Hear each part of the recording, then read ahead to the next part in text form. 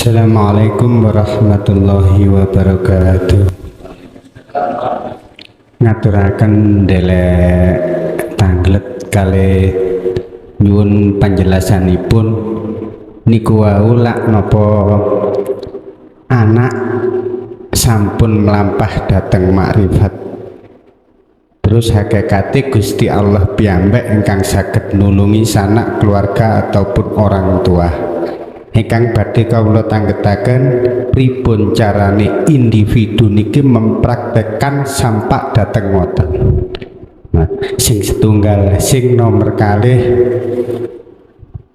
ingkang den maksud insanul kamil kali kamil insan niku pripun? Tanda-tandane pilihanipun Gusti Allah ingkang sampun kados ngoten, ciri lan tanda-tandane pripun? Tolong panjenengan penjelasaken, ngaturaken kelepatan. Assalamualaikum warahmatullahi wabarakatuh. Waalaikumsalam warahmatullahi wabarakatuh.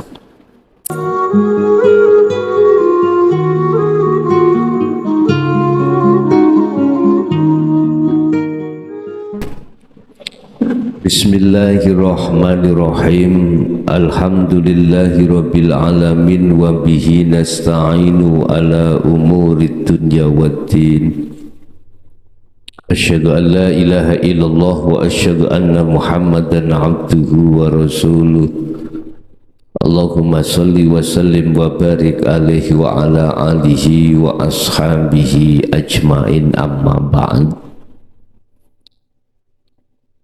Dumateng para sepuh bini sepuh, tokoh masyarakat, tokoh agama desa Sumberjati, dusun Rangkah, Kabupaten Mojokerto. Alhamdulillah, dalam kesempatan malam hari ini kita masih diberikan Allah satu hidayah inayah sehingga kita bisa hadir dalam majelis taklim dalam rangka kita akan membahas tentang masalah apa yang pernah dilakukan oleh Nabiullah Ibrahim alaihissalam sebagai teladan dan perlu kita contoh. Apa pesan daripada Nabiullah Ibrahim terhadap anak putunya termasuk kita semua terkait masalah jiwa ini terhadap Allah? Hal itu Allah tuangkan di dalam surah Ibrahim ayat 36. Jikalau membawa Al-Quran saged dilihat di situ. A'udzu billahi minasyaitonir rajim. Bismillahirrahmanirrahim. Rabbi innahunna adlalna katsiran minan nas. Sudah dinyatakan bahwasanya namanya berhala-berhala yang sangat banyak menyesatkan terhadap umat manusia. Yang disebut berhala ini bukan yang berbentuk patung, reco, batu, bukan. Rabbi duh pangeran ingsun, innahunna sak temene berhala-berhala iku adlalna wis padha nyesatake sapa berhala apa berhala kathiron kang akeh nyatane minan nasi saking menungso. Mosok si reco iku arepe iso nyesatno manusia. ternyata maksud daripada ayat innahunna ini adalah perkara yang menjadikan hati kita itu lalai dari Allah. Perkara-perkara yang menjadikan hati ini tidak kembali pada Allah, tidak mencintai terhadap Allah, tidak menghadap terhadap Allah. Bapak Ibu, apa perkara-perkara innahunna yang dimaksud di sini? Yaitu masiwallah, perkara-perkara selain Allah. Allah katakan wa zuyyina linnasi hubbus syahawah. Dalam Al-Quran menyebutkan hubbus syahawah. Hub adalah satu kesenangan, asyahawah biro-biro yang diinginkan oleh nafsu dalam diri kita. Apa itu asyahawah? Kesenangan duniawi ya. Di dalamnya itu ada siapa saja. Hubbus syahawah itu di dalamnya itu ada apa saja. Nama berhala-berhalanya itu apa saja. Ini konteksnya di dalam rohani, bukan konteksnya di dalam jasmani, Pak. Awas keliru jenengan. Konteks yang dimaksud innahunna, berhala-berhala itu konteksnya di rohani.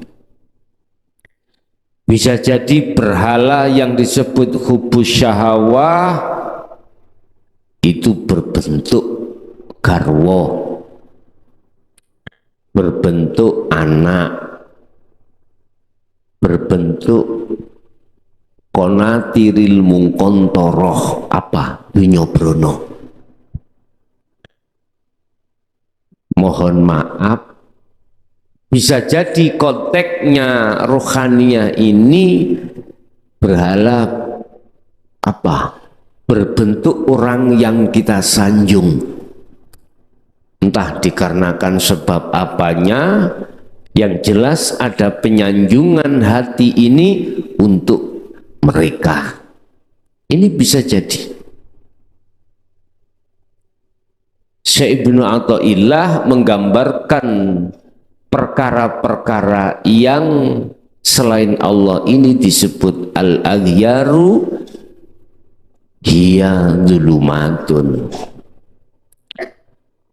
Al-aghyar, perkara-perkara yang menjadikan gelapnya hati kita pada Allah karena ada sanjungan hati terhadap selain Allah. Bapak Ibu, jadi yang dimaksud innahunna ayat ini bukan berhala yang berbentuk batu-batuan, berhala berbentuk reco dan lain sebagainya. Lata Uzza, bukan itu kalau dalam Al-Quran. Maksud innahunna di sini yang ada kaitannya dengan penyesatan adalah kesenangan dunia itulah yang sudah masuk di dalam jagatnya ruh, akhirnya ruh bersukaria terhadapnya. Dengan begitu maka ruh itu lalai pada Allah. Terus bagaimana pesan Rasulullah Ibrahim alaihissalam? Wa man tabi'ani fa innahu minni. Barang siapa yang mengikuti aku, kata beliau, ya fa innahu minni, maka dia adalah ahliku. termasuk golonganku. Ini dawe Allah yang disampaikan oleh Nabi Ibrahim. Pertanyaan di dalam ayat ini, mengikuti kanjeng Nabi Ibrahim yang bagaimana? Millata Ibrahim Hanifa, condong ruhnya hati beliau itu hanif terhadap Allah, hanif terhadap tauhid. Ini gak jauh berbeda dengan Rasulullah Muhammad sallallahu alaihi wasallam. Millata Ibrahim Hanifa, kama shallaita ala sayyidina Ibrahim, millata Ibrahim Hanifa. Hanifa, jadi hati condong terhadap Allahnya, bukan hati condong terhadap selain Allahnya, tetapi condong terhadap Allahnya. Satu contoh. Kita sebagai manusia punya teman hidup. Laki-laki punya istri, istri punya suami, biasa. Karena manusia. Nah, di sini beliau memberikan teladan ajaran hati ini jatuhnya pada hidup di garwa kita masing-masing. Bukan jatuhnya hati itu terhadap makhluk garwa kita masing-masing, bukan. Jasad gembul ambek jasad, ruh gembulnya dengan hidup.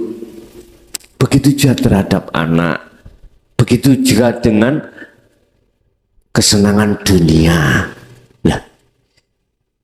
Ini beliau Nabiullah Ibrahim memberikan penjelasan, wa man tabi'ani sing sapa wonge tabi'ani kang manut sapa man ing ingsun ya fa innahu mongko sak temene man iku minni golonganku. Berarti beliau-beliaulah yang dikatakan sebagai ahli keluarganya Nabi Ibrahim.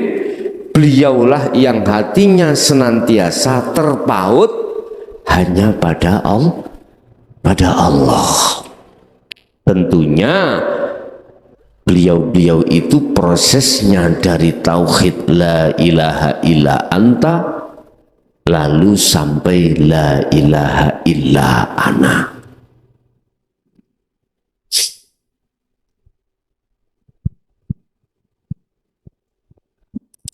Ini hanya kita ketemukan di dalam tauhid la ilaha illa anta dan la ilaha illa ana. Anta melahirkan yang namanya zikir sirul asrar. Ana melahirkan zikir yang disebut fana'ul dzikri. Ini zikir yang sudah tidak mengucap nama, sifat dan lain sebagainya. Di dalam sirul asrar muncul melahirkan 3 tahap. Zikir adalah rasa, ketemu, menyatakan. Syu'arul basyirah wa ainul basyirah wa hakul basyirah. Hanya lewat jalan sirul asrarlah hatimu akan bisa bercinta hanya pada hidup, pada istri, suami, anak, ataupun kesenangan dunia. Kalau tidak lewat ini nggak akan bisa, Pak. pasti jatuhnya hati kita pada makhluk berbentuk istri, suami, anak, harta benda. Kalau sudah terjadi seperti ini, kita biarkan, Allah katakan inilah yang dimaksud alhaakumut takasur. Jikalau hatimu bermegah-megahan dengan kesenangan dunia, bercinta, akan menjadikan ruh itu lalai pada Allah sampai akhir hayat, hatta zurtumul maqabir. Oleh sebab itu kata beliau Nabiullah Ibrahim, waman tabi'ani fa innahu minni. Barang siapa yang mengikuti aku, maka itu termasuk golonganku. Siapa mereka? Mereka yang sudah masuk di dalam dunia tauhid, la ilaha illa anta wa ana. Ini hakikat dan ini ma'rifatnya. Baru itulah golongan yang disebut, yang dimaksud oleh baginda Nabiullah Ibrahim di dalam surah Ibrahim ayat 36. Waman asoni, dan barang siapa yang menyimpang dari saya, durakani, fa innaka ghafurur rahim, maka sesungguhnya Allah itu maha pengampun. Artinya apa? Selama kita masih ada di dunia, berapapun jumlah dosa syirik khafi kita pada Allah, itu masih ada kesempatan, Pak. Fa innaka mongko sak temene panjenengan ya Allah iku ghafurun, dat kang moho ngampuni, rahimun kang melasi. Artinya kita masih ada harapan, kesempatan untuk menjadi ahlinya Nabi Ibrahim alaihis salam. Masih ada kesempatan. Tetapi kalau sudah sampai pada titik ila ajalim musamma, pada titik waktu yang telah ditentukan datang alias al-maut, mati, maka disitulah sudah habis waktunya. Laksana matahari sudah terbit dari barat. Pintu tobat telah tertutup. Oleh sebab itu Bapak Ibu, lewat majelis yang sangat sederhana ini, kami hanya menyampaikan saja, tidak mengajak, enggak. Menyampaikan saja, sebab ana nadhirum mubin, saya hanya menyampaikan yang hak. Urusan diterima dan tidak diterima itu urusan umat. Tugas saya cuma menyampaikan saja. Yang intinya malam hari ini, jadilah kau sebagai ahlinya Nabi Ibrahim. Tanda itu menjadi ahlinya Nabi Ibrahim, Anda harus masuk di dalam tauhid illa anta wa ana, masuk di dalam tauhid la ilaha illa anta dan la ilaha illa ana. Itulah proses hakikat menuju ma'rifat pada Allah. Disitulah nanti akan kita temukan yang namanya zikir sirul asrar, yang menghujam pada hati kita untuk hanya beriman pada Allah. Bapak Ibu, itu yang pertama. Yang kedua, melalui waman asoni fa innaka ghafurur rahim, kita yang masih ada kesempatan di dalam dunia ini, masih ada harapan diampuni Allah, dengan catatan kita, mohon maaf, kita tinggalkan semua karakter kebiasaan hati, potret hati yang mencintai selain Allah. Untuk selanjutnya hanya mencintai pada Allah. Caranya, wa may yakfur bitaghuti wa yu'min billah. Keluarkan apa isi yang ada di dalam hatimu terkait perkara selain Allah. Dengan cara apa? Terus laksanakan zikirmu. Zikir sirul asrar itu yang kumaksud. Bila mana munculnya zikir sirul asrar dalam hatimu itu melalui mudah didorong zikir sir, maka lakukan zikir sir. Jikalau dengan objek lain, silakan dengan objek lain. Yang terpenting di siru 24 jam lakukan zikir sirul asrar. Objek yang kami maksud, contoh umpama saya begini, tapi hatimu duduk di sirul asrar, boleh. Walaupun hatimu tidak mengucap Allah, lewat objek yang seperti ini Anda masuk dalam hidup, hanya hidup yang berperan atas segala apapun yang ada di dalam diri jenengan maupun di luar diri jenengan. Hanya itu untuk masuk dalam ayat wa may yakfur bitaghut, membersihkan perkara-perkara berhala yang sudah masuk di dalam hati. Kalau ini sudah dilaksanakan wa yu'min billah, pasti Anda akan diterima Allah sebagai kekasihnya.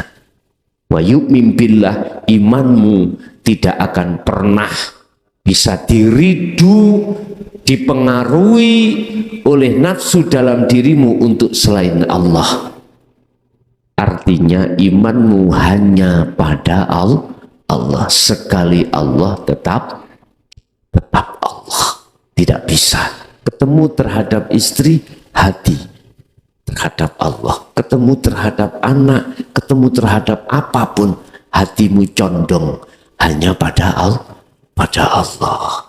Tapi ya jangan dimaksud, jangan dikatakan istriku Allah. Oh jangan, ya. Jadi nanti menjadi fitnah. Cukup di dalam hatimu beriman terhadap hidup, semuanya yang terjadi adalah semata-mata itulah yusyahiduna annal fa'ila huwallahu ta'ala. Itulah yang berperan hanyalah Allah. Bapak Ibu hadirin jamaah rahimakumullah, kesimpulannya ikuti Nabi Ibrahim dengan cara hatimu untuk bercinta hanya pada Allah, dengan cara kumandangkan terus hatimu berzikir sirul asrar.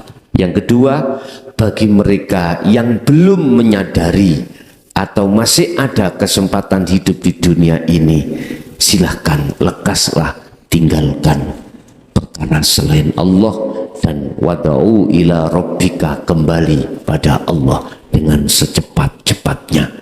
Tetapi di sini nanti Allah tidak akan pernah mengampuni dosa syirik khafi di situ manakala ila ajalim musamma, ketika kita sudah sampai pada titik yang ditentukan, yang itu mesti terjadi, yaitu kematian. Bapak Ibu, itulah apa yang bisa kami sampaikan terkait teladan baginda Nabiullah Ibrahim alaihissalam. Untuk masuk pada season yang kedua, barangkali ada satu pertanyaan atau yang lainnya, kami persilakan. Assalamualaikum warahmatullahi wabarakatuh. Ngapunten Gus badhe tanglet.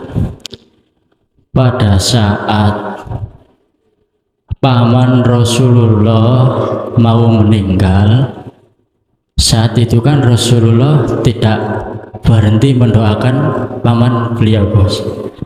Bahkan ada suatu riwayat yang menerangkan bahwa Rasulullah itu mengucapkan, ucapkanlah la ilaha illallah Muhammadur Rasulullah kelak akan aku saksikan di hari kiamat. Ngoten.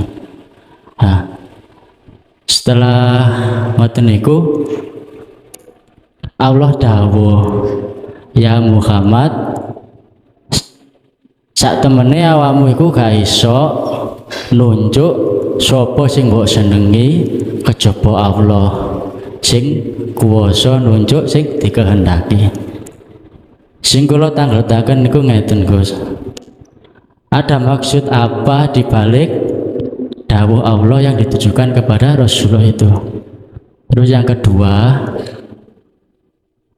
apakah mereka yang berjalan di jalan hakikat menuju ma'rifat dapat menyelamatkan entah itu saudara, keluarga, teman, guru, bahkan yang lainnya gitu, Bos, yang tidak berjalan di jalan hakikat menuju ma'rifat.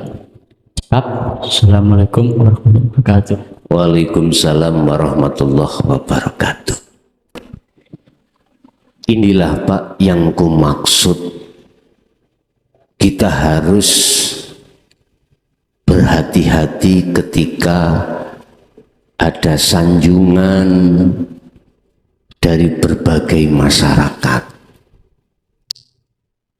Yang pertama tadi menunjukkan bahwasanya Rasulullah Muhammad sekalipun tanpa diberikan satu izin pada Allah secara syariat dulu, gak akan bisa memberikan syafaat pertolongan terhadap umat.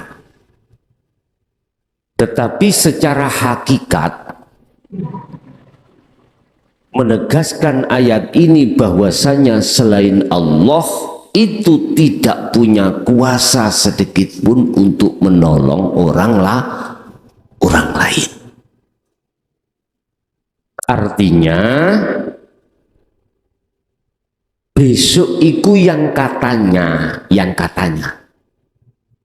kabeh iki katanya umat iki yang bisa menyafaati adalah Nabi Muhammad. Itu memang secara syariat. Tapi hakikatnya Allah sudah mengatakan ini tadi. Tidak ada satu manusia pun bisa menolong terhadap sesama. Yang hanya bisa menolong adalah Allah. Nah, kita akan bisa masuk di dalam ranah itu, iman yang seperti itu, secara otomatis kita harus masuk di dalam jalur hakikat dan ma'rifat. Sehingga untuk menjawab dari pertanyaan yang pertama tadi, betul Allah tegaskan, hanya aku Allah yang bisa menolong, bukan Muhammad. Mohon maaf nih, saya menyampaikan yang hak itu hak. Sebab apa? Banyak di antara umat manusia itu yang menyelewengkan maksud daripada iman yang sebenarnya. Allah juga mengatakan terhadap Muhammad, disuruh untuk mengatakan kul innama ana basarum mislukum. Itu surat Al-Kahfi ayat terakhir. Katakan Muhammad, apa yang dikatakan Muhammad? Innama ana, sesungguhnya saya, iku basarun, manusia, mislukum kang sama dengan kau, hei umatku. Oleh sebab itu jangan kau puja, jangan kau puji, jangan kau sembah aku, tapi sembahlah, pujilah, cintailah siapa yang aku puji. Iki Rasulullah. Rasulullah mengajarkan gak boleh kita itu bergantung terhadap sesama makhluk, gak boleh beriman. Disuruh pada Allah. Rasulullah berpesan seperti ini, tapi fakta di lapangan, mohon maaf, banyak di antara kita sebagai manusia yang dianjurkan untuk memuja dan memuji terhadap sesama manusia. Kalau ini konteksnya secara syar'i nggak ada masalah. Kalau konteksnya itu masuk di dalam keimanan, ini yang Rasulullah larang. Paham ya? Iman kita cukup pada Allah. Hanya Allah yang bisa menolong dan lain sebagainya. Makanya Rasulullah dipaksa Allah untuk mengatakan seperti ini. Tujuannya untuk menjaga diri Muhammad biar tidak kemasukan nafsu iktimat, biar tidak kemasukan rumongso luwe apik katimbang orang lain yang ujung-ujungnya gila dengan pujaan masyarakat. Pujalah, pujilah, sembahlah apa yang kupuja dan aku puji. Itu kata Rasulullah. Mohon maaf, tahun 84 saya sempat sowan ke Hadratul Syekh Ki Haji Ma'ruf Dungluh Kediri. Saya sempat ta'aruf datang mereka, hanya satu pesane. Apa? Jangan kau menyembah selain Allah. Bahasa menyembah ini, mohon maaf, maksudnya bisa pujaan, pujian, sanjungan. Artinya pada saat itu tidak diurai secara terang-terangan oleh beliau, cuman janganlah kau menyembah selain Allah. Ini ketika saat kami buka di dalam Al-Quranul Qadim, ternyata nggak boleh hati ini bercinta terhadap makhluk.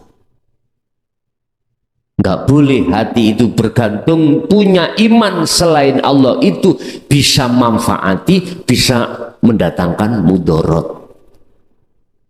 Terus saya lantas bertanya, ya Syekh, des pundi apabila ada iman yang mengatakan bahwasanya yang mencabut nyawa itu adalah malaikat Israel? Ada dua pertanyaan saya. Beliau menjawab, kalau konteksnya bahasa lesan mungguh menungso gak popo, tapi hatimu tetap mengatakan imannya yang mencabut adalah Allah, yang berperan Allah. Satu. Kedua, saya bertanya, dos pundi dospundi iman ini terhadap Muhammad bin Abdillah la nabiyya ba'da? Beliau menjawab adalah sama. Kalau konteksnya secara syariat membaca Muhammad Rasulullah Shallallahu Alaihi Wasallam nggak apa-apa, tapi imannya harus pada Allah. Buktinya hidup pada beliau. Terakhir, akhirnya beliau itu memberikan pengukuhan terhadap saya. Tegakkanlah hatimu hanya pada hidup. Begitu. Jangan terhadap makhluk. Jangan terhadap makhluk, tapi terhadaplah hidup. Sehingga saya dibalik satu pertanyaan. Ditanya saya, kamu makhluk bukan? Makhluk. Saya jawab makhluk. Saya maksudnya beliau. Kalau jawab makhluk. Rasulullah, ya makhluk. Beliau mengajarkan pendidikan tauhid saya terhadap apapun yang terjadi di tengah masyarakat. Cuman kita umat manusia kebanyakan itu dibalik. Wa yabghuna iwaja. Kita telah diselentongkan untuk memuja, memuji, menyembah terhadap selain Allah, makhluk. Inilah Pak fakta yang terjadi di iman di tengah masyarakat. Yes, itu sudah benar. Apa pertanyaan pertama tadi itu menegaskan bahwasanya kita dilarang oleh Rasulullah, juga dilarang oleh Allah untuk mengabdi, menyembah, memuja, memuji terhadap selain Allah, karena selain Allah statusnya itu tidak bisa menolong. Lantas pertanyaan yang kedua, anak yang sudah mencapai tingkatan makrifat pada Allah apakah bisa menolong terhadap saudara atau orang tua? Bapak Ibu, kalau konteksnya kita melihat dari si syariat, seakan-akan anak itu yang menolong lah gitu toh, seakan-akan. Tapi hakikatnya yang menolong itu adalah Allah Subhanahu. Sama syafaat dari Rasulullah itu seakan-akan dari makhluk yang diizini oleh Allah secara syariat, tapi aslinya hakikatnya adalah Allah. Di situ Pak. Oleh karena si anak itu sudah sampai pada puncak ma'rifat Allah, secara otomatis iman beliau itu hanya terhadap hidup. Karena hidupku Allah itulah, sehingga terjadi orang tua yang mestinya itu ahli hijab menjadi diampuni oleh Allah menjadi ahli syuhud. Dalam arti kata lain, dunia ini Pak gelap semestinya, menjadi terang itu sebab karena cahaya. Sebab karena cahaya, walaupun mata kita tidak buta Pak, melek, tapi Allah tidak kasih cahaya. Dunia ini gelap Pak, gelap. Melek okoyo opo kita tidak akan pernah bisa melihat apa yang ada di dalam, nggak bisa. Begitu juga ruh kita yang gelap itu disebabkan karena al-aghyar, banyaknya tebalnya al-aghyar, perkara-perkara berhala tadi yang ada di dalam hati. Oleh sebab kita mengikuti teladan daripada kanjeng Nabi Ibrahim, maka disitulah Allah mendatangkan cahaya, dan Allah nyalakan cahaya itu, maka seketika itu kegelapan itu hilang. Allahu waliyul ladina amanu yukhrijuhum minadh-dhulumati ilan nur. Kalau hati sudah condong pada Allah, melakukan zikir, maka disitulah Allah akan menyalakan cahaya makrifat di dalam hati satu hamba yang dikehendaki. Jadi yang menolong hakikatnya Allah, walaupun secara syariat seakan-akan seperti manusia atau anak. Oke, ada lagi?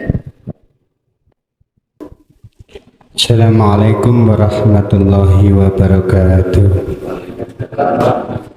Ngaturaken delek tanglet kali nyuwun panjelasanipun niku wau lak napa anak sampun melampah dateng makrifat, terus hakikate Gusti Allah piyambak ingkang saged nulungi sanak keluarga ataupun orang tua.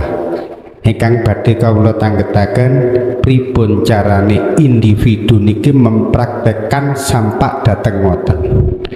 Nah, sing setunggal, sing nomor kalih ingkang den maksud insanul kamil kali kamil insan niku pripun?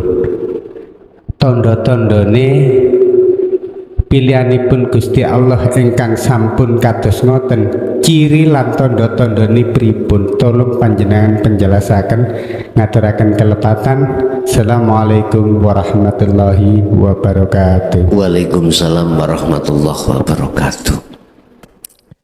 Cara proses kita bisa sampai pada puncak kedudukan di mata Allah, inna akramakum indallahi atqakum. Sesungguhnya derajat yang paling luhur di sisi Allah adalah takwa. Yes. Prosesnya secara otomatis Bapak, ketika kita sudah sampai pada tauhid la ilaha illa anta, secara otomatis kita akan diwariskan, dilahirkan, difahamkan zikir sirul asrar. Ketika saat kita sudah dilahirkan atau diwarisi zikir sirul asrar, maka setiap keadaan apapun, kondisi apapun, sibukkanlah hatimu untuk mengibarkan, mempraktekkan zikir sirul asrar. Kan gak ngucap Pak itu, hanya merasa, mengimani bahwasanya semua sekecil apapun proses dunia ini, yang berperan hanyalah hidup, dan hidup itulah wujudnya Allah. Iman yang masuk di dalam ini pasti akan dihalang-halangi oleh nafsu. Wa yasudduna an sabilillah. Ibrahim kalau nggak salah ayat 3. Kau akan dihalang-halangi. Bentuknya nafsu menghalang-halangi, ada mamang, alladzina hum yuwaswisu fi sudurin nas, akan ditiupkan di dalam dadamu hati itu untuk iman selain Allah. Tetapi jangan khawatir, kalau jenengan sudah terbekali ilmu ketauhidan di la ilaha illa anta, apalagi sudah dimasukkan Allah zikir sirul asrar dalam hatimu, pasti akan selamat. Artinya tidak akan pernah bisa dihalang-halangi oleh nafsu itu. Nafsu tidak hanya menghalang-halangi, wa yastahibunal hayata dunya, dia akan berbagai cara bagaimana hatimu akan mencintai selain Allah. Wa yabghunaha iwaja, dan setiap kali kau melangkah pada Allah, nafsu akan juga membengkokkan jalanmu. Begitu nafsu sebagai seseorang yang ditugaskan oleh Allah untuk menghalang-halangi yang semata-mata sebetulnya itu Allah sayang padamu. Biar tambah kuat iman dan tauhidmu kepada Allah. Maka sekali lagi, sibukkan terus hatimu untuk berzikir sirul asrar. Bila mudahnya zikir itu muncul, kau dorong dengan zikir sir, silahkan kau dorong dengan media yang lain. Nggawa pacul saged, macul-macul, sampai nek macul-macul ati sampai niku gampang sirul asrar terjadi di situ. Macul-macul terus, macul-macul. Apapun bisa kau jadikan sebagai media untuk bertemu Allah. Mana yang paling mudah? Silahkan. Wis, itu kuncinya Pak. Biar jenengan iki mudah pada puncak kemakrifatan pada Allah, sibukkan terus hatimu berzikir sirul asrar padanya. Nanti akan ditaruh Allah sendiri di ketemuan, di pernyataan, bahkan di fana'ud dzikri, Allah sendiri yang meletakkan. Kita nggak usah mikirkan kapan yo aku ketemu Allah, kapan ya, nggak usah. Cukup sibukkan hatimu berzikir sirul asrar. Udah. Itu satu yang pertama. Terus yang kedua, apa tadi yang kedua? Saya lupa.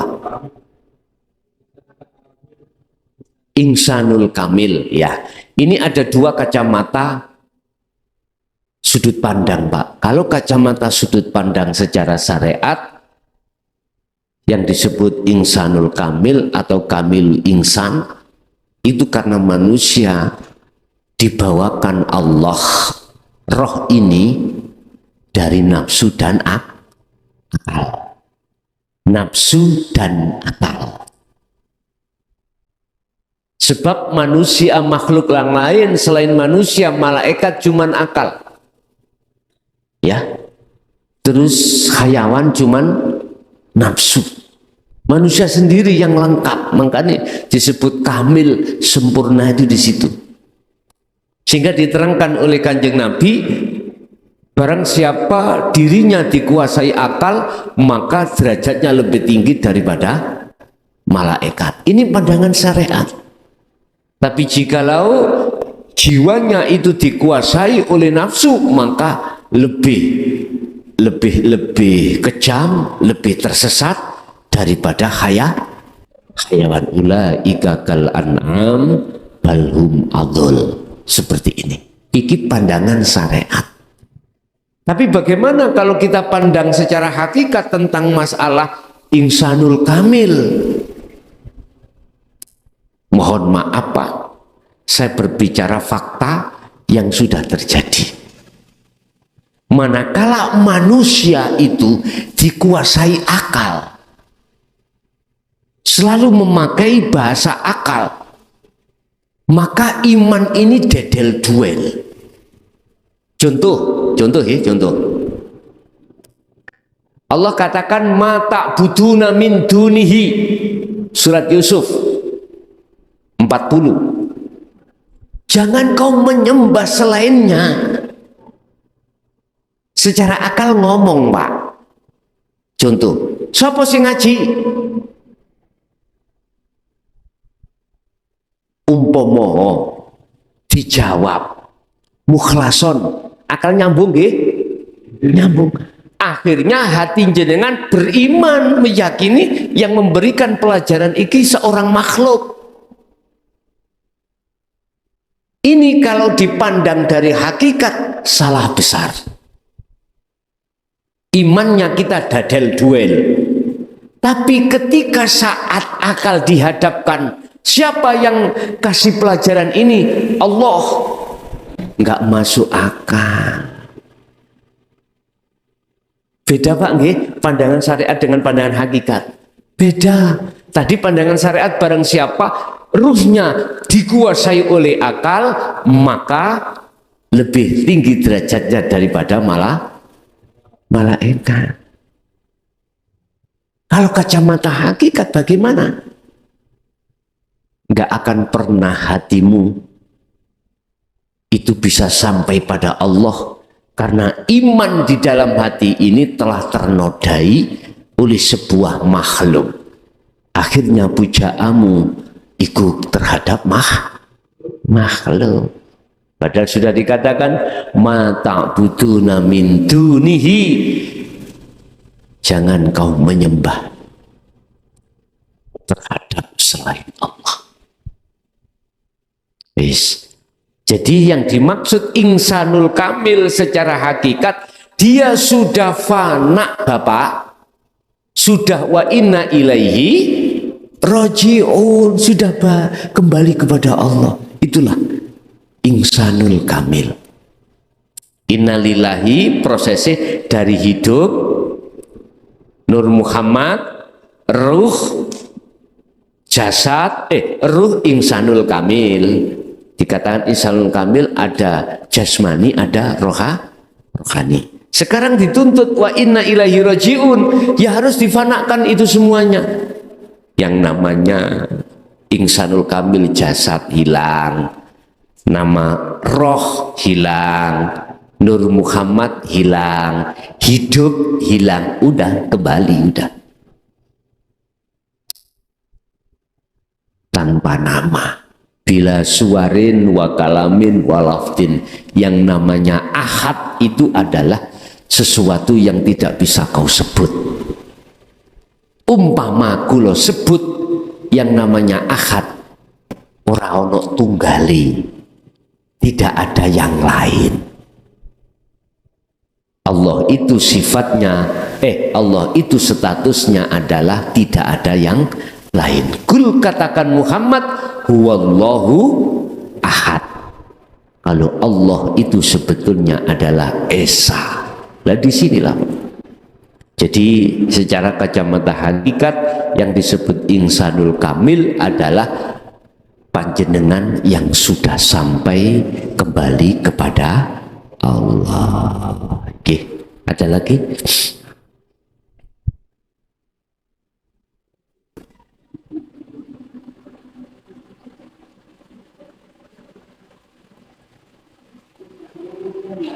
Sampun Pak.